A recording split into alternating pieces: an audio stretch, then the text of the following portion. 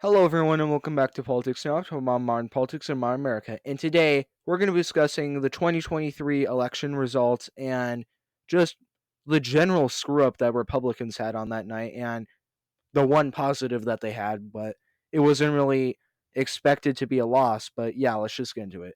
So, Republicans last night, they had a pretty shit night. I mean, they didn't even make a lot of these races close at all. I mean, Kentucky, Andy Beshear won by 5 points over Daniel Cameron, which Daniel Cameron, from the start, he ran a mediocre campaign. He's going up against somebody who has the name of a former governor who was very popular in Kentucky, and also he's kind of a bit close to the neocons, which that's definitely not going to sit well with a ton of Republican voters. So have fun getting those people to turn out. Plus, you also get lower turnout compared to 2019, which that's also not going to help when you're in a deep, deep red state on presidential levels. And when it comes to the gubernatorial election, now you have lower turnout, and your candidate is shit, and the other candidate hasn't done anything. He has pretty high approval considering how he's a Democrat governor in a deep red state. It's purely just based on the fact that he hasn't done anything because he can't do anything, and also he has the name of a former governor who's his dad, and he was popular, so he's just automatically popular.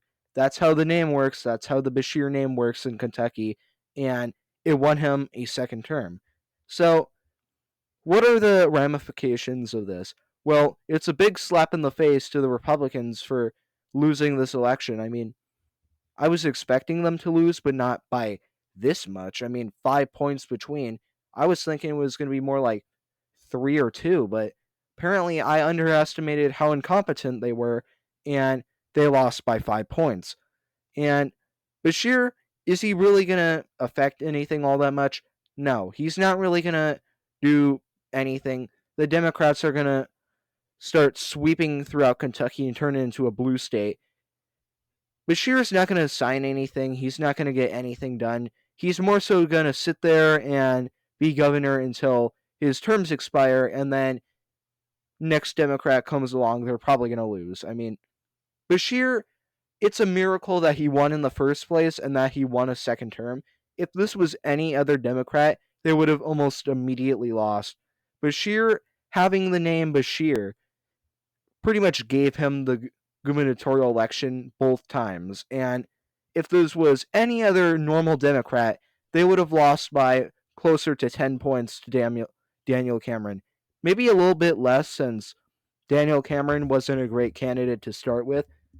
He was maybe potentially good, but you also have the fact that he's a bit too close to Mitch McConnell, and at the 11th hour, he just decided, well, I might as well become the Trump endorsed candidate. So he took the Trump endorsement like a week before the election, which that also is way too close to the election to have any effect on it. And also, before then, you were associated with the establishment and Mitch McConnell. So that isn't going to sit well. And a lot of people have already made up their minds before the 1 week where all of a sudden you're MAGA number one. So Kentucky was going to expect that was going to be Bashir, but definitely a lower margin for Republicans than I was expecting, and it's pretty disappointing. And that's how you could describe the entire night. It was pretty disappointing for Republicans. Same thing happens for Virginia.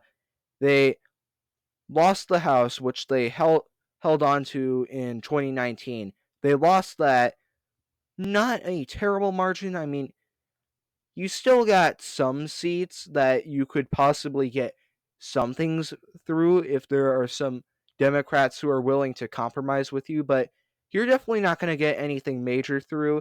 And state senate, it pretty much stayed the exact same. I mean, not exactly impressive, more so middle of the road. House of Delegates, losing that's definitely more towards you had a terrible night, but the fact that you were able to maintain a relatively close minority in the state senate, it goes a little bit of a way.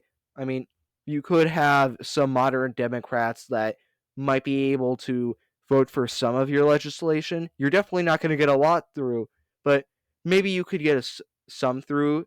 If Democrats had a wide majority in the House and in the Senate, then it would be definitely a different story because you weren't going to get anything through because all the moderate Democrats, if there are even any of them in the Virginia state legislature, you're not going to get them passed if Democrats have a wide majority. So, and it's kind of middle of the road for Virginia. It's still disappointing because, I mean, it wasn't a crazy idea that they hold onto the House and maybe tie the Senate or lose the Senate by a little bit, but they lost both, which is pretty disappointing. But again, Democrats can't really pass anything, so it's just going to remain locked and nobody is going to get anything passed, which, I mean, deadlocking stuff might be beneficial for Republicans because Democrats, they can't push anything through, but also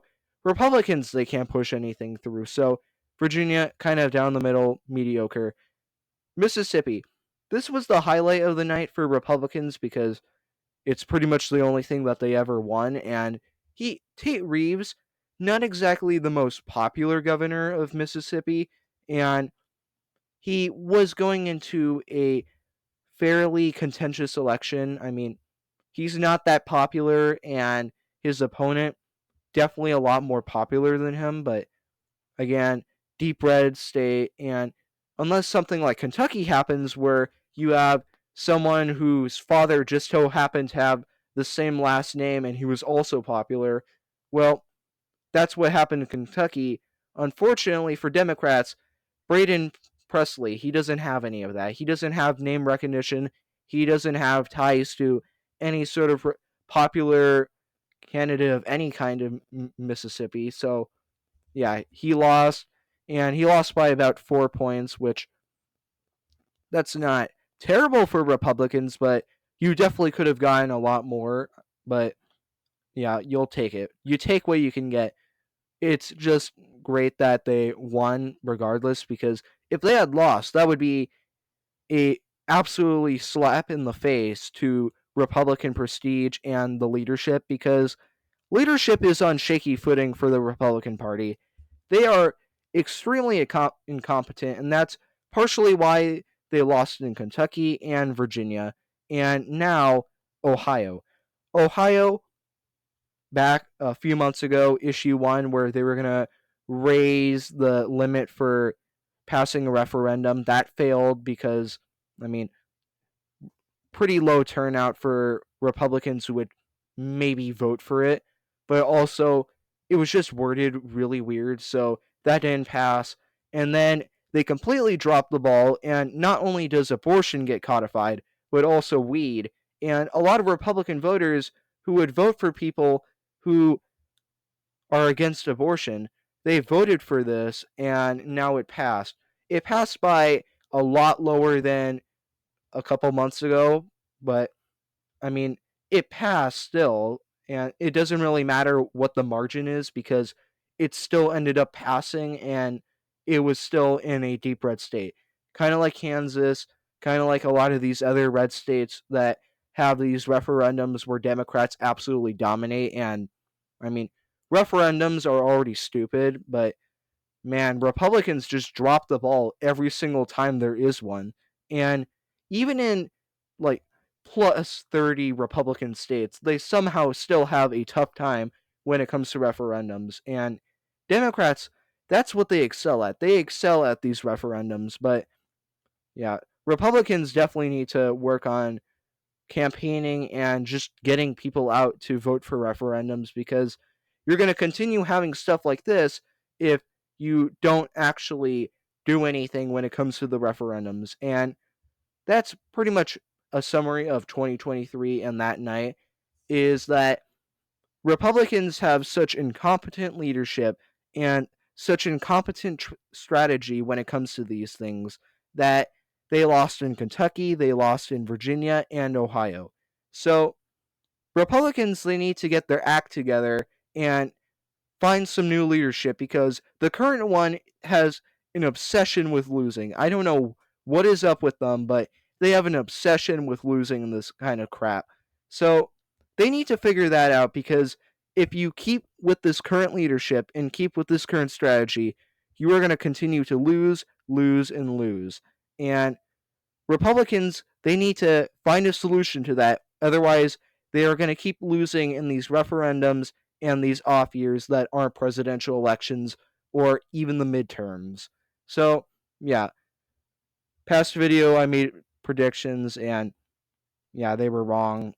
I mean, I'm not a fortune teller. I don't predict the future. I just made an educated guess, and it turns out to be wrong, but it it was kind of right. I mean, I got Mississippi, and the margins were generally right, but it was still wrong. So, yeah, if you think that Republicans should get their act together and maybe actually find some competent leadership, leave them in the comments below. If you don't, for some reason, leave them in the comments below. And yeah, I'll see you guys next time. Bye.